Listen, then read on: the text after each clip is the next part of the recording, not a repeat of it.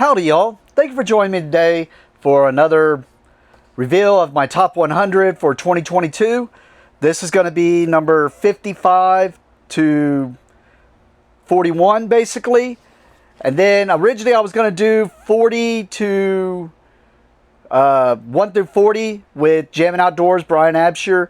We're still having to schedule that. We might end up just having me do another 15 and basically just do 25 with him. Do 15 and then 10 that way. Because I'm assuming when we get to our top 10, we're going to want to talk a lot more about our top 10 and why we enjoy those games. So I figured give more time for those. Especially now that I'm seeing with editing these, I even go off on tangents and whatnot. If you just joined me, this is my 2022 list. This is going to be, like I said, number 41 through 55. The way I compiled this list was basically I used Pub Meeple and ran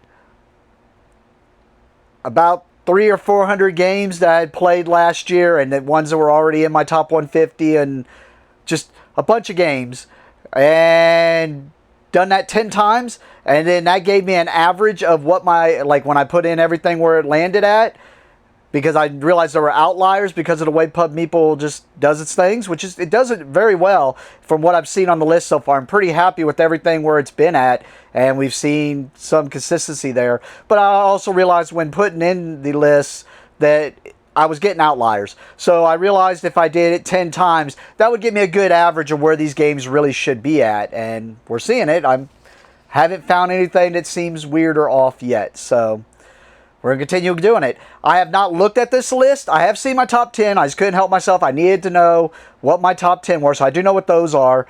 But the rest of this list, I know what should be in it, but I'm revealing as I go and looking as I go. Basically have a piece of paper covering things up.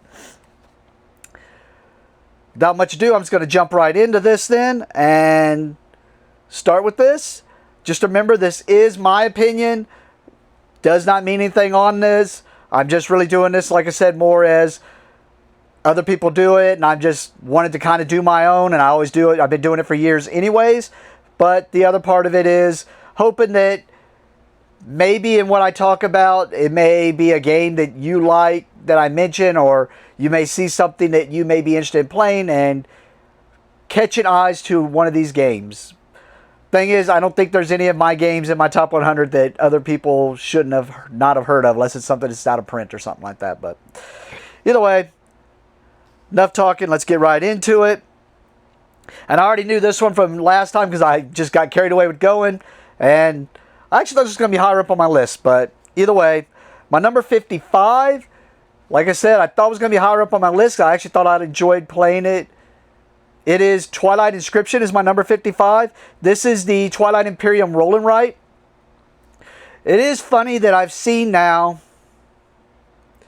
a roll and write that has made my top 100. Or because I like other verb and writes, like Cartographers and stuff, and I love playing roll and writes and stuff, but I don't really... They just wouldn't make my top 100. We finally saw one make it. And I think this one is because of all the complicated stuff. Or not really complicated, just the diverse nature of the board. Like if you haven't played this one yet, you have 4 pages that you're going to be keeping track of and doing things on. And depending on what you do on each of those is going to affect what you can and can't do on other boards and whatnot. And the way you get victory points. I love it. I thought it was really good. I think it's really cool that it can do 8 people. I think it's a little... do we need that much?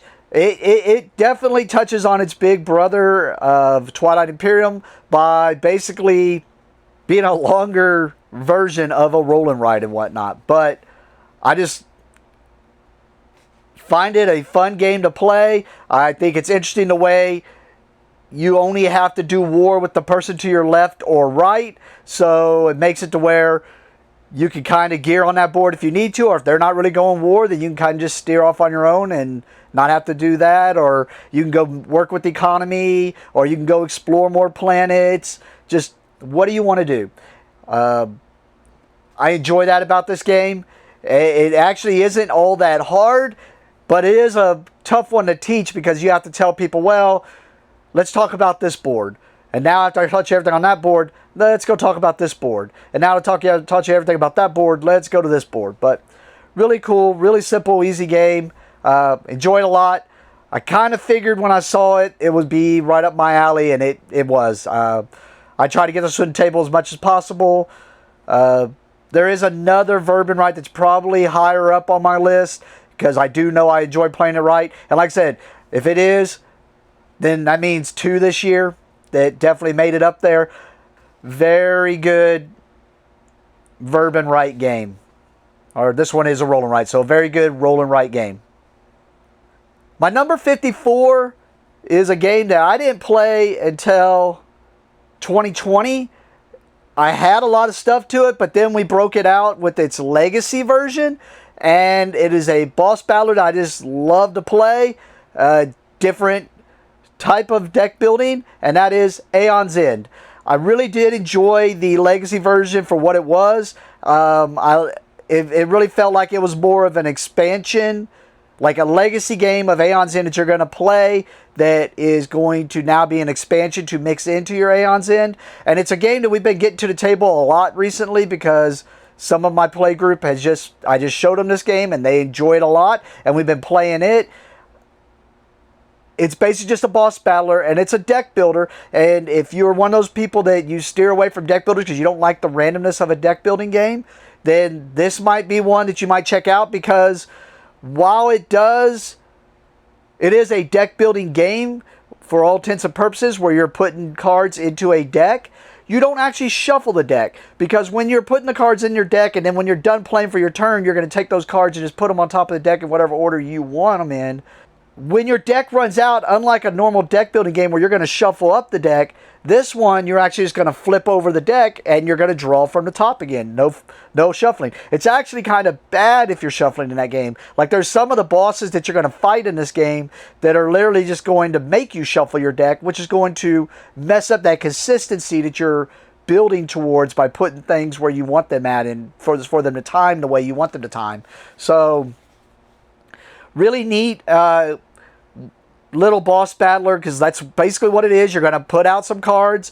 Those are the 9 cards that y'all have access to, and the boss is going to be different depending on which one you're fighting, and you're going to just buy cards and basically fight that boss and try to beat that boss, or at least get rid of all of its deck, let it get through all of its attacks and everything to where it just wanders off because it can't do anything to you, before it can knock all of you out or knock out your town, Gravehold. So, great game. I'm glad I'm getting it to the table right now, because I have so much of it, and every time we play I've been kind of adding more to it so that I can see more of it and see everything.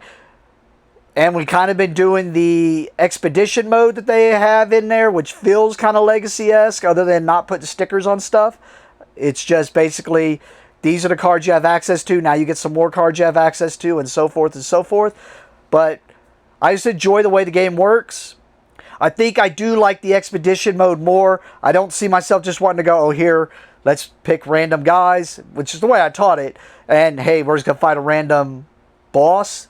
And that's cool, but the expedition mode is kind of cool just by the way you get used to using those cards, you get used to using those characters, and you get used to knowing how your character interacts with your party, and what your goal or what your job within the party is, whether you're the healer or whether you're the one that does the damage, or if you're the one that's like in Dragon Ball Z, you're powering up so you can do one big attack. The way the characters play different, the way the boss is always different, just changes up that game so much. So if you like little boss battlers and you want something with the deck building but a little bit of strategy, I would say check out Aeon's End. Really fun game to check out and see what it's all about. My number 53 is another one of those games that I lump in with all of its iterations of it. And it would not be here if it wasn't for really 2 of its iterations. And that game is Clank. But as I say this, if it wasn't for Clank Legacy and Clank in Space, this would not be this high. And I like deck building. I like press your luck. I like adventure. I even like the theme. I like when you tell me what we're going to be doing in that game, it sounds great. It sounds fun to me. And I've even tried the new Clank Catacombs, which I think is even better than base Clank.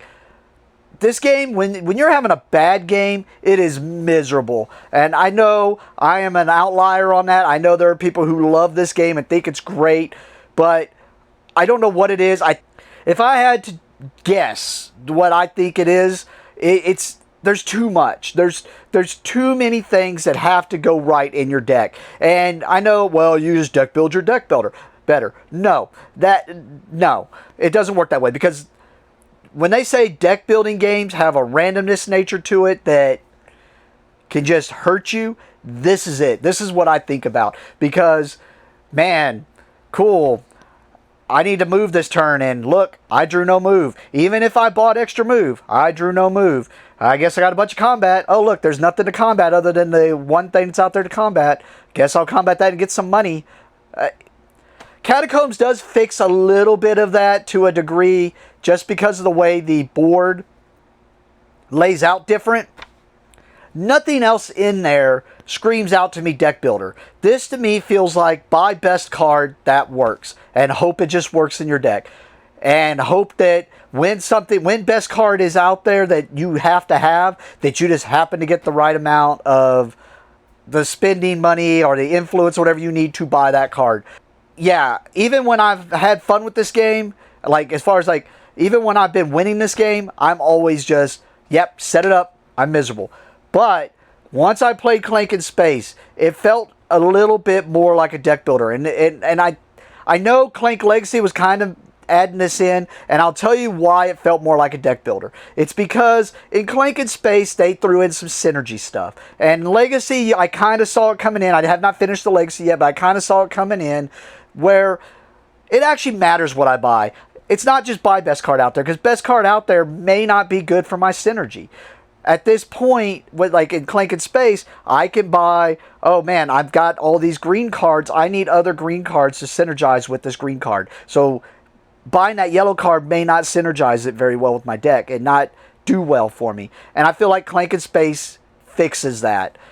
I do enjoy this game. It's everything I should like, and this is one of those ones that if it wasn't for, just like with Pandemic and Catan, this would not be this high. But Clank in Space, to me, fixes those issues. It also doesn't allow you to get to certain areas and tell you do stuff. I can tell you right now, if you put Clank out, I'm going to play it.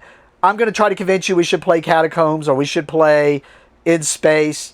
I'd prefer not to play regular Clank. I don't know what it is. Maybe I haven't tried the expansions, but I'm going to stop ranting about how much I dislike it since it made my top 100.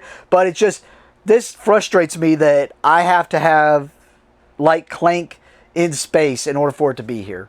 And I don't know if they just, Clank in Space was like, they wanted to make it different, so that's why they threw the synergy in there or what. I don't know. But that's what it is. It's Clank with the addendum that it's Clank in Space is my number 53. I'll stop bashing on it now, and then we'll just move on. My number 52 has been on my list since the get-go. It looks like it came down a little bit from previous years, but it's about where it was last year. It's number 52 right now. It was 54 last year, and it came down from like the 30-ish range from the years before. But it is Rajas of the Ganges. I like Rajas of the Ganges a lot. This has the first time where the game end condition is one of the just things I really like about this game. I mean, there's a lot I like about this game, but the main thing I like is it's got that where your starting score markers are starting kind of close together, but as you get income, it's moving one way around the board. And as you gain fame, it's moving, you've got another marker that's moving the other direction. And the game ends whenever those markers cross. And it's just whoever crosses those markers by the biggest gap is the winner. So one is income and one is fame, or money and fame. And I just like this game a lot. One, you've got dice rolling in it. But I also feel like it mitigates the dice quite a bit in this game. Because you have dice karma you can get. Also, if you have high numbers, you can use those high numbers to do certain things on the board that are going to get you either more dice or more things. Or if you have low numbers, you can use those numbers to do to get you more tiles, which are going to get you more things. So every time I brought this game out, people have enjoyed it. And it is one of my, like I said, it's been here since the get-go. I've always enjoyed this game. And it's even got a ton of promo slash expansions. There's like little mini promo expansions. And every time we play, we try to mix one in. And it doesn't really affect the game that much, but does affect it just a little bit. So it just makes for a little bit more that you can do. So just the fun in those and seeing what you can come out with, and just a simple little dice worker placement game. Whether you want to move down the river, whether you want to build up your economy and get more money moving that marker, or whether you want to get more famous and move that other marker. I've seen people go both ways, where they just hardly get famous at all, and then they just move that economy marker all the way around. Or I've seen people who just don't really get the economy, and they're moving that fame marker all the way around. And then some people just find a way to be able to move both of them. Every time, it's just fun to see how that game plays out. It was a game that I did not expect that I would... It's not that I didn't think I would like it. It's just every time I saw it, I was like, eh. And then finally somebody set me down and had me play it. And the second I played it, I knew I instantly liked it. I was like, ooh, I like this. I am the true Raja of the Ganges. So, and if I'm saying that wrong, sorry, but that's just... We say that all the time. We enjoy this game a lot. And it is one that every time we got into the table, people enjoy it. I've even had people just buy it right afterwards, right after we played it, because they enjoyed it that much. So that's my number 52, Rajas of the Ganges. My number 51 is probably going to catch some hate that it's this low on my list, but it's in my top 100. And it's funny because we just talked about this mechanic in Rajas of the Ganges, and here it is. My number 51, new to the list, is Arc Nova. And it's got that same mechanic. It's got the mechanic of where you're moving your conservation or your appeal marker, and whenever those cross, that's going to trigger the end game. And it's funny that those are right next to each other. So it probably has something to do with that. And I know why this is so low on my list. Like, I love everything thematically about this game. I like this building a zoo. I like that mechanic of what triggers the end game. I like that no one can really mess with you. I mean, I know people are like, oh, well, there's the poison and the constriction things. But those are catch-up mechanics. Those, in my opinion, have to be played with, because if someone, like last time we played, I did it. I dominated the game so bad that the few times when people did play those cards, it affected me. But it needed to. I was destroying them in that game. And that's a catch-up mechanic that slows that person down a little bit. But I know why it's this low on my list. I talk about it all the time if you played games with me. And I know I'm one of those few people that I'm sure the rest of my group thinks of this game a lot higher than I do. But it's the randomness of that deck. I have had so many times where, and it happened last game, even though I was dominating them, at the beginning of the game, nothing was going my way. I had nothing that was going with the conservation. I had nothing that was going for what the game said I should be going for. I lucked out and just drew into a bunch of stuff that ended up comboing on each other. Because the direction I originally started with just petered out. Nothing came down. Everything was coming down randomly. It wasn't even coming down on the board. People were drawing randomly the cards I needed and discarding them. It's just so random in that regards, and I don't like that randomness when it hits me. But I like the game a lot, and I think with I still enjoy playing it. The other issue I would say I have with it is just a little too long. It's way too long, and if you have people who are trying to figure out a combo because of their randomness, they're going to take a while on their turns, and that's going to make so much downtime. Like, there's sometimes I'm playing that game, I already know what my next 4 turns are, and I'm just plotting out how to move my actions, which I do like that about the game too. I love the way you just choose your actions, power them up as big as you need them so that you can use certain things and do certain things at certain times. Great game, in my top 100. Just other than the randomness and length of time, I think it's a great game. hence in my top 100. And new to my list, number 51, Ark Nova. My number 50 seems to be steady, staying exactly where it was at. Last year it was a little bit lower, but then it went right back. So it was 74 last year, 51 the year before that. Now it's 50 this year. So, and then the year before that it was 50 also. So it looks like it's right where it's supposed to be at. And that is Wasteland Express. Is a fun time every time I play it. The first time when I played this game, the second I saw someone else open that box, I saw the game trays that were in there and how it was set up. Loved it. Not a big fan of the artwork, but the theme is great. I like the idea of the way you're trucking, the way all the manipulations work, if you want to go into combat, if you want to do, just go your own way. It is always a disappointment when somebody just all of a sudden ends the game instantly, but every time when somebody's ended that game instantly, because it's all about just whoever gets the three of the goals done, so they may have some hidden goals and they just go, oh, I deliver this, pow pow, and they already had one done and they just end it. Most time though, whenever someone did that, I was about to do the same thing. So it feels like it's timed great, it's timed perfectly. Every time we put it on the table, people like it and enjoyed it. I've only had a couple people who did not enjoy it, but I don't think they understood what you were supposed to do in the game quite much. They were just kind of just driving around doing stuff, which is what you can do in the game if you want. But I do like it. It is a Pandasaurus game that the game tray is set up perfectly.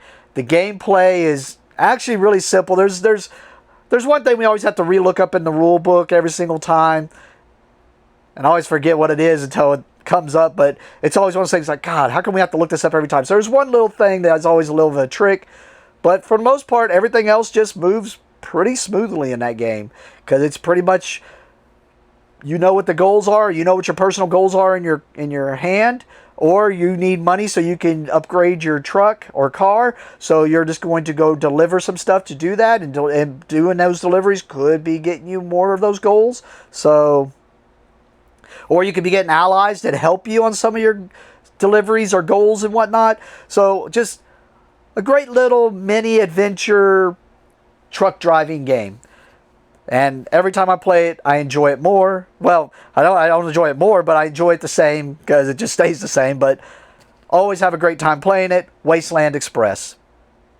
My number 49, I talk about this game a lot. It's been on my list since the get-go. This put me into a whole vein of games from this company, and I blame this one for my pocketbook every time I see a new Garfield game come out. This was the game that set me down that track. And I know there's going to be a bunch of other Garfield games ahead of this list because I love so many of them. But this one was the beginner of it all. My number 49, Raiders of the North Sea.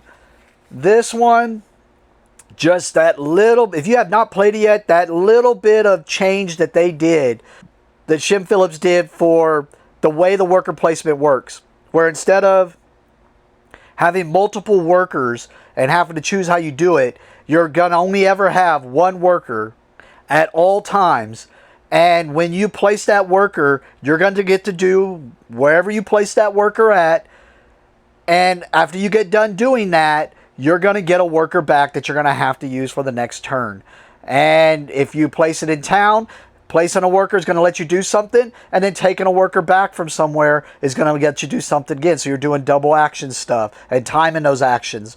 If you're out raiding, you're going to place a worker, you're going to raid, you're going to do all that stuff, and that's going to give you a worker that's probably going to either do stronger or weaker stuff depending on the color of the worker, black, gray, or white.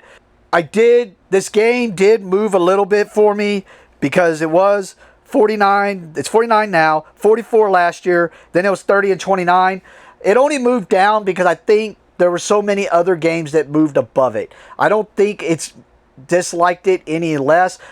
If anything, I've played this game a lot now. Every time we bring it out on the table at the store, people always enjoy it. I do want to try Raiders of Scythia. I know it's supposed to be the same game. I think I'm going to like that one more because it makes more sense on the way Yes, you got to take more damage, but it makes more sense that if I'm raiding, my guys would be taking damage anyways. But it also takes out the Jarl. So we'll see. I think they're going to be two different totally games. I think they're going to play the same but just be a little bit more different. But either way, we're talking about Raiders of the North Sea right now. This is a great game. If anything, it's starting to, I think it's just because I played it so much, it's starting to get rinse and repeat for me. And now that I've played it a lot, the only times that I've ever seen myself or others miserable, and I've even felt miserable when it doesn't happen to me, there's a card in there, and I'm a person that plays, I'm a completionist, I'm going to leave it in there, I'm not taking it out. But when I see that Avenger get played against somebody, which basically just, oh, I lost my Avenger because I had to lose a crew member, but now I'm going to make somebody else randomly lose something that could shut down their engine, it's miserable. And I've had it happen to me, and I felt miserable, and I've seen it happen to other people, and I felt miserable for it, like, oh man, that sucks that you did that to them. I can't believe you did that. I hate that when that card happens, but I'm not going to ditch the whole game because of that. It just happens when it happens. Usually if I get that card, I just throw it away. I never use it. But for the most part, I enjoy this game every time I play it. It's a fun game. It's cool to see what type of engines I can set up. I love the Outsiders, which is a promos, I believe, that can be added in. They're the guys from the North Sea, from the West Kingdom games and stuff. If anything starts feeling rinse and repeat to me, it's just, I'm getting this. Oh, look, I happen to get these cards. It's the combo I've already done before. And it's just because I played the game a lot. That's going to happen with any game. But it's not moving, as we can see. Like I said, it moved down about 10 points, but I think that's just because other stuff moved up above it. I don't think it has anything to do with me liking this game any less. It's just other games, it's going to happen. That shift's going to happen. So this is a great game. If you haven't tried it, I just warn you, this was the one that I played this one. It made me go buy, at this point, every Garfield game I've seen. I buy it. I Kickstarter it. And only, other than one of them, which was one of the North Sea, the Explorers one. And even that one, I didn't dislike it. I just haven't played it enough. I think if I played it more, I might like it too. It's just I've only played it very little, so I haven't really got to delve into it that much and see what all can be done with it. Now, I will say the shipwrights, I didn't really like that one. That one was more drafting. Would take that. No, I did not enjoy that one. But I do want to play the... So if you haven't or don't know, these North Sea games, it's Shipwrights of the North Sea, Raiders of the North Sea, Explorers of the North Sea, and there's a Rune Saga box that lets you play them as a campaign. So you would play each game individually, and you would have goals within the game that if you pull off that goal, it gives you a bonus in the next game. And you basically play it as a campaign, and then so you got each person winning each game, and then you see who wins the overall campaign as one big game. I want to do that. I want to do it real bad, and I'll even play Shipwrights even though I didn't enjoy it, just so that I can play through that Rune Saga. And this is one that's on my bucket list of board games that I want to play, is play the North Sea Rune Saga. But if you haven't checked it out, this is a great little thing. One of the things that Shem Phillips and Garfield Games seems to do well, and I really look forward to every time they do a game, is they like to take a mechanic of a game and put it on its head, or flip it on its head, and see what they can change with it. Like I said, this one worker only, but you always only ever have one worker and you're substituting it out. And it's just so cool. And it's so easy to teach the game, because I can just tell a person, you're going to place that worker, you're going to do this, and then you're going to take a worker back. That's it. I don't have to teach. I mean, they kind of figure it out real fast after the first few turns. Very simple, very fun game, very easy game. And if you like engine building, you can do it with your crew. I knew that was going to be a long talk, because I do like this game that much. So with that, I'm going to move on. But number 49, Raiders of the North Sea. My number 48 is new to the list. I kind of figured I enjoyed this game. I enjoyed playing this game so much. I knew it'd probably be in my top 100. It is a Fister game. It is Boone Lake. Other than the artwork, there's nothing I dislike in this game. The main gimmick I like in it is the little levers, the little doors on the side where you can basically give yourself a player power or an ability, and every turn you can, or not every turn, but you can shift those, you can click those levers and do ability, and then when those reset, you'll get to do it again, and so forth and so forth. That's the main thing I really enjoy. It's also got card crafting, not card crafting, but tableau building with the cards. Like I should say card building. You're building using cards, using resources to build cards to craft your tableau, which is going to give you victory points and stuff. I do feel the game's a little too short, but it also feels like one of those games that about the time when it's ending, people are doing crazy stuff, so we have to go on. But this, I know this isn't my favorite Fister game. There is one I know I enjoy a lot. I know it's going to be higher up on the list. We'll talk about it then. But this, definitely the second after I played it, and we saw another Fister game earlier. I believe it was my number 100. Yep, I didn't even have to look. I know it was my number 100, Great Western Trail. And this is another one that I enjoy. Like I said, I was a little worried when I first got it. I'd heard good things about it. I'd seen things I already knew I was going to enjoy about it. So I went ahead and got it anyways because I did like Great Western Trail. Yes, check out Boone Lake. New to my list, number 48. Number 47 on my list may be my number 1 Awaken Realms game. I cannot think of any other game I like more than this. And I know what it is that makes it where I like this game a lot. I knew the second I saw what this game did, I knew it was going to be my game. And that is Lords of Hellas is my number 47. It was 58 before, 64 before that, 24. So it's been kind of in the same spot. That 24, I think, was just the first year I played it. And now that I played it more, I think it's just settling more about where it's at. The main thing I like in this game is the multiple different routes to go victory points. Or not victory points, but for the win. I don't want to say I'm done with troops on a map, but I'm not real big on troops on a map. But I enjoy how this game does troops on a map. Because you can go troops on a map and just try to dominate areas and area control, and you can win that way. Or you can go off adventuring and fighting monsters, and if you fight enough monsters, you can win the game. Or you can control certain areas and be more precise about which ones, where there's these temples, and if you can control a number of temples, you win the game. There's just so many different things you can do. Like the last time we played, somebody shut me out. I was not going to go the route I had a route I knew I wanted to go. Somebody shut me down. Literally for 2 turns, there was nothing I could do because of the way they shut me down. So it forced me to relook at the way I wanted to go, which was I was going to go the temple route.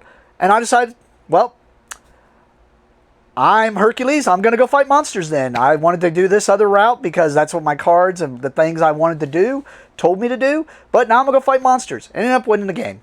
I like that. And the idea that even though I got shut out of that game, I was still able to flip it around. And even then, when I was able to pull that win out, it was really right at the point where other people were going to be able to pull that win out. So, great game. It's got, if you like that Greek mythology, it's got that in it. I don't really get behind the sci-fi Greek mythology, and I get that. I mean, they're just going different, so it's not just a bland Greek mythology. I do like that they explored that and did that. I have not played this game a whole lot with a bunch of players. Like a majority, and I think that's the reason it moved down for me, but now it's settling a little bit more. A lot of the early plays were mostly solo, and I never really got it. People always said the solo was so hard. I never lost in the solo. Matter of fact, I always walloped it, and I think that's the reason it started moving down. But it may have just been that it was kind of settling a little bit. But every time we play this game, it is a good game. Everyone seems to have a great time, and we even got people now that just want to play it at the store. We just got to get it on the table. Great game, especially if you like the Greek mythology. I would say check it out. You're probably going to enjoy it. I haven't even played with all the other little stuff because I'm still exploring everything in the main box. So I haven't even tried Atlas or some of the other characters. I mean, I had to, from the get-go, I had to mix in Odysseus.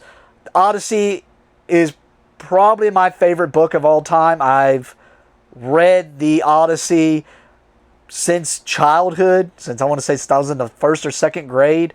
It was one of my first books I ever read. Granted, it wasn't the original, it was a small version of it, but definitely favorite book, I would say. I love the Odyssey. I love the story. I've watched every movie I can find about it. I love the character Odysseus, and just everything that happened there, and just everything from my childhood. And so that was the first character I had to mix in, even though he's sitting there with a machine gun. I just knew from the Greek mythology I wanted this game, and then I ended up getting the Odysseus character in a magazine or something like that, and was like, oh yeah, going in instantly. There's not much I can really say about it that it doesn't speak for itself. And that's number 47, Lords of Hellas. My number 46, we just talked about Verbin rights. It's the flipping right. How I never would have any on my top 100 list. I enjoyed playing them. I didn't say never, but I was just always like, yeah, I enjoy roll rights. I love playing them all. There's never going to be in my top 100s. This was the first one. The second I played it, I was like, this may do it. I think this is going to be it. And then later I played Twilight Inscription, which we saw earlier, and I knew that one was going to be there too. But I'm not going to drag it out. New to my list because I just played it this year, and I had it forever. But Hadrian's Wall. And this one, we play this one so much at the store, and I get it. It's solitaire. I understand that, but just the way the combos work in that, and the guesswork, and figuring out, and even though I always go with my bread and butter, and I have to pull off my performances every year, I feel like every gameplay is different, and I have not, I've played it a lot. I have not figured out how I should be reading those cards and knowing this is a strategy you should go with or anything, because it just feels like it's always turned on its head, like. And because of that, I always end up just going to my bread and butter, and it just feels like I keep playing it the same. But even though I keep playing and doing the same thing, I still keep having fun playing it. I love the way it combos. I love trying to figure out what's going on. I love trying to guess whether I got the right cohorts to protect the right sections of the wall. It is a game I do enjoy more with more players, especially at least 3. You got to play at least 3. And I mean, I prefer not being 3, being 4 and stuff like that, just so you can see it. But it does play well. 6 players. People just go solitaire on each, solitaire on each board, but just being able to do trades or use the cards to your person to the left and right. I think the only things I haven't done in the game yet is I haven't gone straight priesthood and done all the temples. I usually do a small temple, and I haven't done just straight trading. So maybe those are the next 2 things I need to try out. But I can't help myself, and every time I go to my bread and butter, and I either go diplomats and scouts, and I always do my performances. I like doing those every time, so I have to go with my bread and butter. I'm going to have to just break out of that and try it just so I can say I did it. But great game if you haven't tried it out. It is one of those ones when I do find people who do not like rolling rights, I tell them to try this game, and this is one that they end up enjoying. And I think it's just because as much as it's random on where the cohorts fight or what resources you get, everybody's getting the same stuff. So, and everybody's getting attacked the same. So it's all dependent upon how you built your wall and how you built your city and where you put your citizenry at and just what you worked on. Great game to try out if you haven't. Hadrian's Wall, my number 46. This is one, like I said, I sat on it for a while. I knew I was going to like it. It's a Garfield game. This was just their, I was going to stop talking about it, but I had to come back and talk about, this was just their take on the Verbin rights. This is what they did. And I've actually saw it just moved up on the Dice Tower People's Choice Top 100, and I think this game's being found now. I think people are seeing this game and seeing the beauty of the way this game works and just the way Garfield games, and I'm sure a lot of that has to do with the Garfield games that people are enjoying so much right now, and I think that's got people getting eyeballs on this, which is they should try it out. I haven't found anyone that has not liked this game yet. But Hadrian's Wall, number 46. My number 45, it's basically another one of those that's 2 games, kind of like when we talked about earlier with Mage Knight and Star Trek Frontiers. This is another one where it's got a re-implementation, and I just like this one better, but I consider them the same game. Gaia Project, which is a re-implementation of Terra Mystica. I love Terra Mystica. It's got that mechanic I like. I need to look it up, find out what that mechanic is, so I can actually use words for it. But it's that mechanic of removing things from your board and putting them on the map. But it takes it a different way, because as you remove stuff from your board and put it on the map, you may be returning things to your board, which may give you lesser stuff, but you're also getting better stuff, and vice versa. I love that. This has actually been moving down for me, and I know why. I can actually say, because it was 45 this year, it was 25 before that, 20 before that. Now, it was 76 before that. And I think it was so low before it went high. And it was because of Terra Mystica. Terra Mystica put it on my top 100. It was down there because I guarantee it was, I played Gaia Project 3 years ago. Terra Mystica, my only issue with it was you had to play with someone that was not super experienced with Terra Mystica, or someone at your same range. Because Terra Mystica, my issues with it were, if you were playing with someone that just wasn't playing for fun, as far as like, I'm going to play for fun and see what I can do with this faction.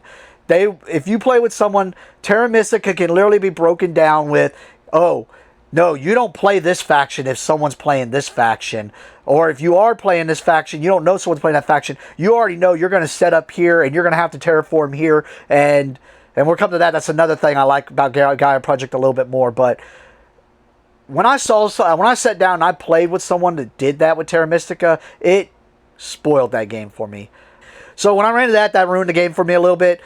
Gaia Project came in and went, no. And it made me feel like it was more of a 4X game. And I love 4X games. So that was the reason it moved so high for me. Now I know why it's coming down, though, is because after playing it enough, I realized it really wasn't 4X. I mean, it feels like a 4X, but it's really just a straight-up Euro game, which is why, like I said, it was more of... It hit me that that's the way people were looking at Terra Mystica, and that's why they were looking at it, because it was a Euro game. You got those factions, you knew you were supposed to set up like this and do that. Gaia Project starts doing the same thing, and I started realizing that it was just a point salad Euro game, and you just do things that need to be done that way. I will say this has a beautiful solo bot that you can use to play the game. And you can play it on Board Game Arena with the bot also, if you don't own the game, so you might check that out. But that's the reason it moved down a little bit for me. I know why I enjoy this game more than I do Terra Mystica. One, because of that exact thing. It feels to me, because of the way they randomize the maps, it's not so set that you have to start here and do that. Now, you can still look at the maps and figure out, okay, because I'm playing this faction, I have to start here and do this. But because of the way those maps randomize, it's not set, oh, you're playing the Shadow Elves, you have to start at this spot, those other spots are terrible.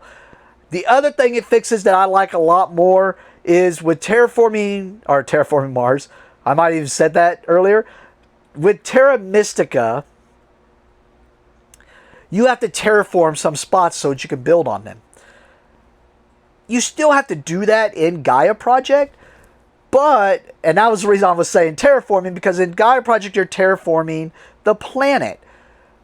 But instead of having it as an extra step, it costs you a lot more, and you have to do and go a certain direction to be able to do it better, but it just lumps it all into one action instead of me having to do multiple turns to terraform. And I like that. I like that it just cuts out and streamlines something super complicated. I like that a lot. And Gaia Project just cleans that up. Now, as I say all that, I wish they would release the expansions and more stuff that they did with Terra Mystica into Gaia Project and release more of that stuff. But I consider these the same game. It's just whether I want to play fantasy or if I want to play space. Most likely I'm going to always pick the Gaia Project, not because of space, but because of that randomization of the map. But we'll see what this, they just recently announced, I can't remember what it's called, but it's Terra Mystica on crack, basically. But it's basically an advanced version of Terra Mystica. And maybe that randomizes more. We'll see. I'll look into it more, but my number 45, Gaia Project / Terra Mystica.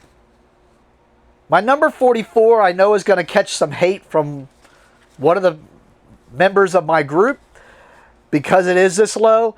If you are looking for a Western in a box and you want to be able to feel like you're doing everything you could do in a Western, go play poker, rob a train, go defeat bandits, or if you want to be an outlaw and you want to go around and rob people, you want to go mine for gold, or whatever you want to go do, Western Legends is going to be the thing you're going to want to play.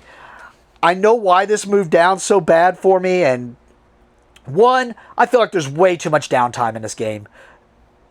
And I know I can get into other people's turns, I can watch what they're doing, but even when I'm watching what they're doing, it just seems like the turns are just so long between. And when I have not played a game of this, one, I feel like this game should not be played unless you have more than 3 people, and that's going to add to the time. But the more people you have, the more interaction you're going to have between the players and the more stuff that can happen. But when I saw this game just slowly turning into a point salad game, where when I play it, I don't look at it as a point salad. I'm just playing it and just doing whatever I want to do. You know what? Like, I always, whoever I get, I look at their, I forgot what they're called, but the 3 cards that you get, and I try to pull those 3 cards off. If that's going to win me the game, cool. If it's not, well, I had fun playing the game. But when I looked and saw that the min-maxing, my brain just broke it down and watched the way the system worked and the way people could just work the system. If you were a min-maxer and you didn't really care about the just sandboxing the game and just playing and doing whatever you wanted to do, I could watch people just work that system. And looking at the point breakdown and the way it worked, there was no way to stop people, especially the combat. I have a huge problem with the combat. It's unique, it's different, it's cool, but just watching the way people were able to work the combat system too. And like I said, just when I started seeing all the little cracks in there, that's what moved it down for me significantly, because it dropped. It's 44 this year. It dropped. It was 11 last year. It was in my top 10, number 3, 2 years ago. I would not play this game without the expansions. I love this game. I love everything you could do with it.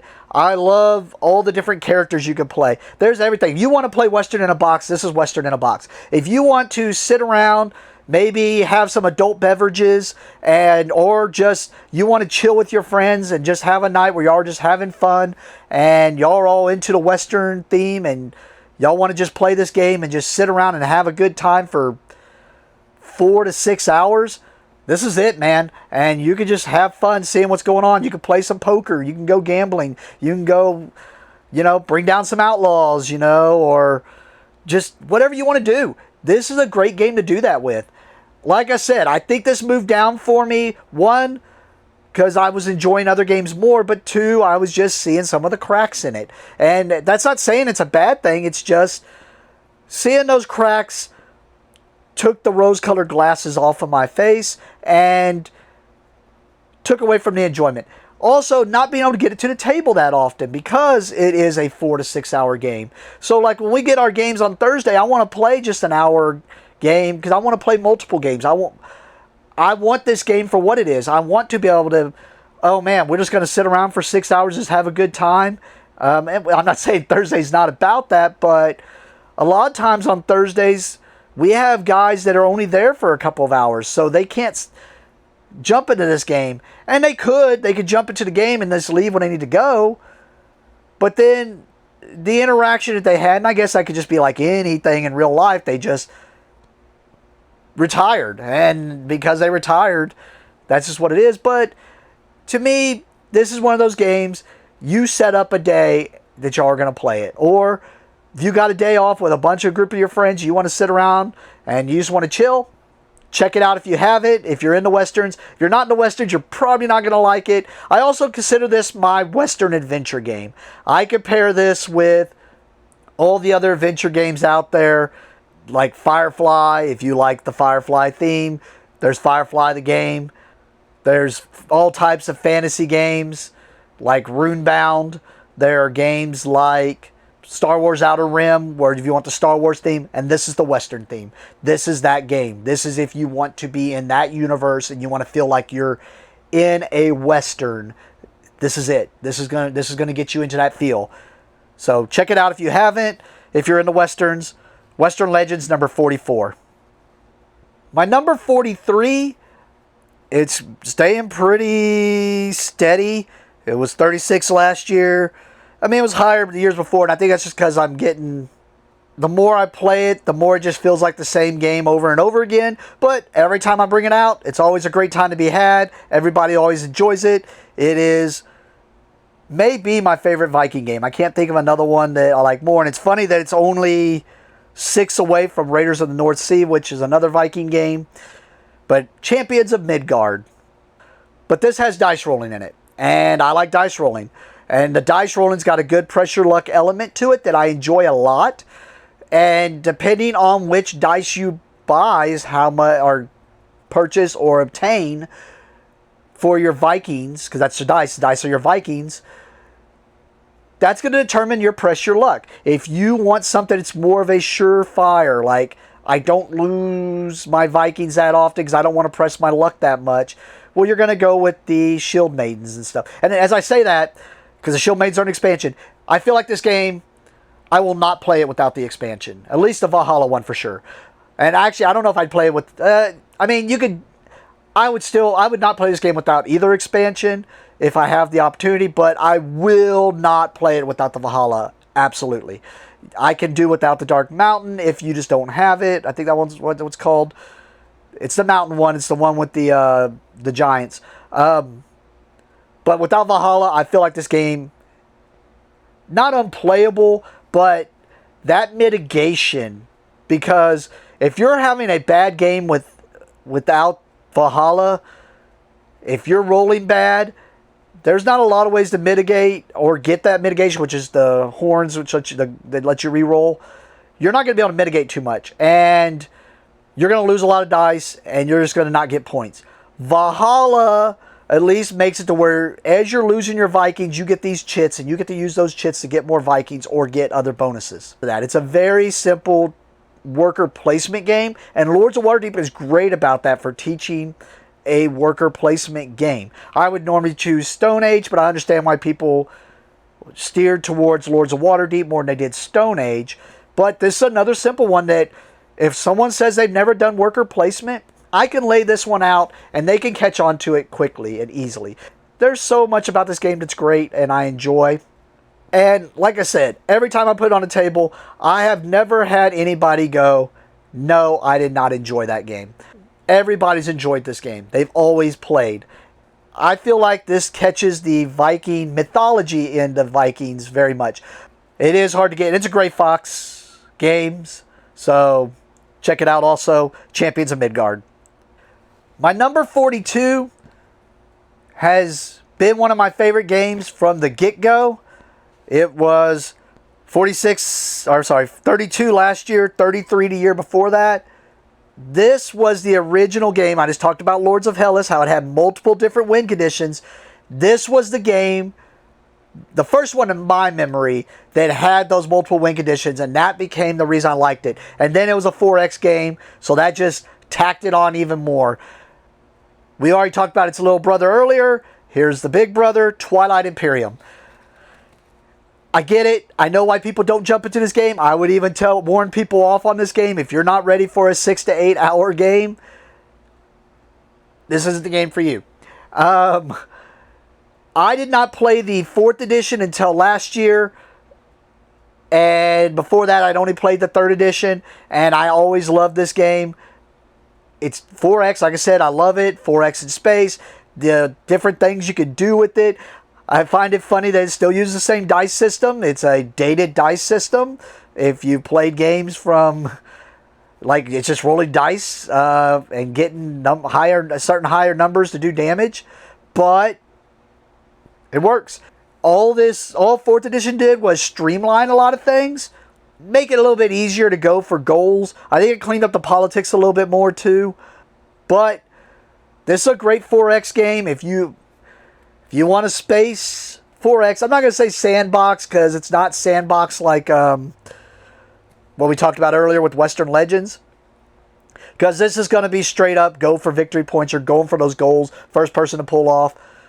But just the different routes of going. Man, I'm going to go all politics, or man, I'm going to go all warfare. The last game I played the Ghosts, and I was able to teleport the main big planet, Mechatol Rex. That gives you so much control over the politics, voting at least. And I was able to teleport that behind my base, because that's just one of the abilities they can do. Cheesy stuff like that. I mean, each race is going to do something that's going to make you able to do that. It's just, once again, if you're not into a 6 to 8 hour game, or this is one of those games where you're going to have to set up a day to do it. But great 4X game. It is a game that, like I said, it's going to be a long game. I remember 3rd edition, like 4th edition does streamline a little bit, but I remember a story I always tell back in College Station where one of my friends, Heifer Camp, set up a game while I was working at Clockwork, and they asked if I could open a little early so they could play in the room because they were going to need the hours. And I went ahead and opened up early, like 11 o'clock, 10 or 11, let them come in while I caught up on some work, let them play. And then later I'm closing at 12, 1 o'clock in the morning, and I went to go clean that room and forgot they were in there playing. Now they were wrapping up the game. They were finishing. And it looked like they had been working all day. People's hair everywhere. But they had a great time. And, I mean, that's one of those games. They just had a great time and enjoyed playing it. Now, that was 3rd edition. 4th edition streamlines that a little bit. But I do know people who play this game, and they still say, yeah, you better plan a day for this. Because if you plan on, it's only going to take us 4 hours, you're going to be late to something. Or you're going to be leaving the game early because you're not going to be able to do something. But that's enough talking about Twilight Imperium. I know it's going to scare people off because of the length of time, but if you want a 4X space game, this is going to be your 4X space game, I think. And the last one we're going to talk about today has stayed pretty steady in the same spot. 41 this year, 46 last year, 40 before that. This is probably my favorite in the role player world. Next would probably come in Cartographers. I know that's not going to be higher, but Lockup, I knew the mechanic. It's a worker placement game if you haven't played it, but it has a mechanic where you can put some of your workers face down. Only some of them, not all of them. You're limited to how many you can put down each turn. But it's about the monsters in the D&D type world, in the fantasy world, but instead of them getting killed, they get locked up in a prison. And this is them working a prison. So it's a prison themed game where you're playing gnolls, or you're playing the goblins, or you're playing the orcs. You're trying to take control, or you're trying to be the gang that's in control of the prison.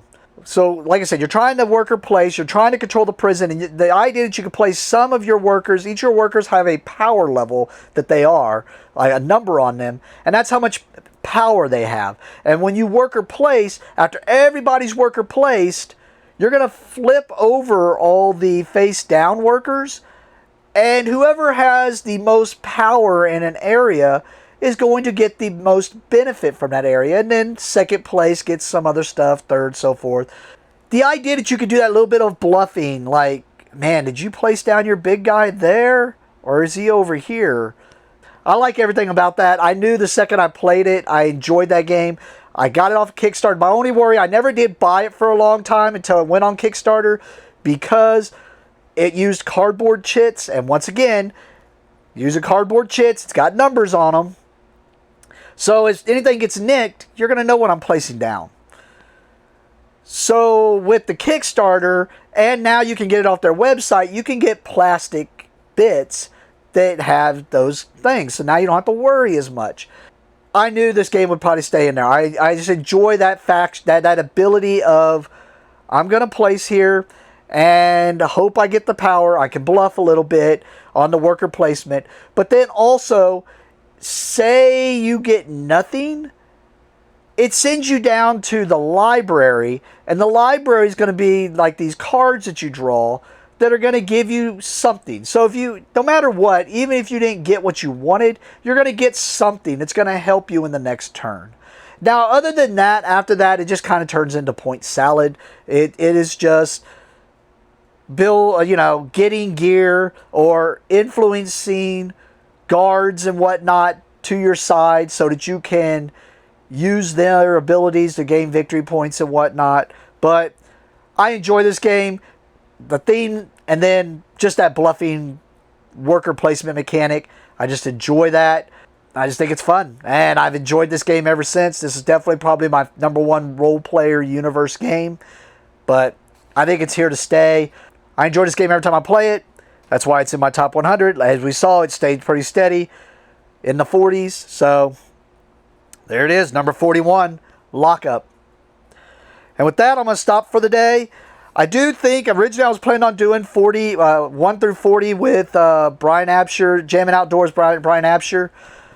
I think as we plan it out, I think it's just better, because I know we're going to want to talk about our top games a lot more, and those might turn into longer videos. So, and I feel like these are already long enough, and with 2 of us talking about our games, I feel like it's going to get really long. But, so I think I'm going to end up doing, I'm going to talk to him about it, but I think I'm going to end up doing 26 through 40 again next week. Make sure to get that up. And then I think we'll do, I think it'd be better if we just did 11 through 25 together. See how long that video is. Because I don't want to do like a 15. Let's do 15. So we do 26 through 40. And then it ends up being way too long. And then now we got to do another one, which is going to be way too long. So I'd rather just take a chance, see how long that one's going to be, and then we'll know for a future. And then the 1 through 10 we'll go through, because I know we're going to want to talk about our top 10 games. But that'll definitely be a thing. Just remember, hopefully I showed you some games or talked about some games that you might want to check out and see if it's something that's to your liking. Just remember, once again, this is my opinion. It's just whatever makes the neurons in my brain fire. I'm sure that's certain things in other people's games. It just lets them do it. And sometimes, man, like I've even talked about it, some games there's higher on your list because of sentimentality or sentimental, that fun you have with your friends. And that's, at the end of the day, that's what matters in a game. What matters in a game, I can sit there and bash on your game, or I can bash on a game all day, every day. But if you're having fun in a game, it doesn't matter if that game is not the game that people like or not the game that's fun. Whatever's fun for you, have fun. That's the point of playing a game. If you're not having fun playing the game, why are you playing the game? You should be playing games to have fun. And to some people, winning is fun, and that's cool too. It's great when you find a game that you enjoy playing and you can enjoy winning. So you can y'all all like working together and doing that. And that sounds weird, I know, saying it. That's the reason, like I said, I'll probably end up cutting most of that out, but I enjoy playing this hobby. I enjoy board games ever since my mom started whooping my butt in parlor games when I was a kid with Risk. And ever since I learned how to play Monopoly really well, and yeah, I'm one of those people. I don't hate on Monopoly. I like it. It ain't going to be on my top 100 games, but I do not bash on Monopoly. I think that's what makes me like the resource management games that I like to this day, because I looked at Monopoly as building blocks to resource management. It's a resource management game. And when people say it's too long, I think you're just playing it wrong. You're probably playing, I guarantee if you read the rules, you're playing it wrong. The game is long for what it is, but it is not as long as when people are telling me they're playing 2-3 hours, like, what are you doing? You are playing that game wrong. End of the day, whatever's fun to you, have fun playing it. I'm sure this video is long enough. I know I've probably ranted on several games. I'm going to probably cut out a little bit as I can. If you see skipping, it's probably because I went off on a game a little bit and just realized I was just talking and not really adding anything to the talk in the game. But my voice is also going because I also just now filmed a bunch of stuff, unboxings and whatnot before I did this. With that, I don't know what else to say other than thank you for watching. I'm hoping you're enjoying playing this. Or watching this, playing this. Hope you're enjoying watching this. I'm hoping I can encourage you to try some other games. Maybe look at some other games. I hope you can enjoy just seeing another take on games. And maybe you played some of these games and didn't like them. And maybe sometimes a perspective change can make you enjoy something about a game. When you can see something different with that game. But I know I'm just rambling now, so I'm just going to let you go here. I'll get this video edited and up, and then get the next one up the next week. And we'll see what we can do about getting, to find out what our top 25 are with Jamming Outdoors, Brian Absher. So with that, thank you for watching, and have a great day.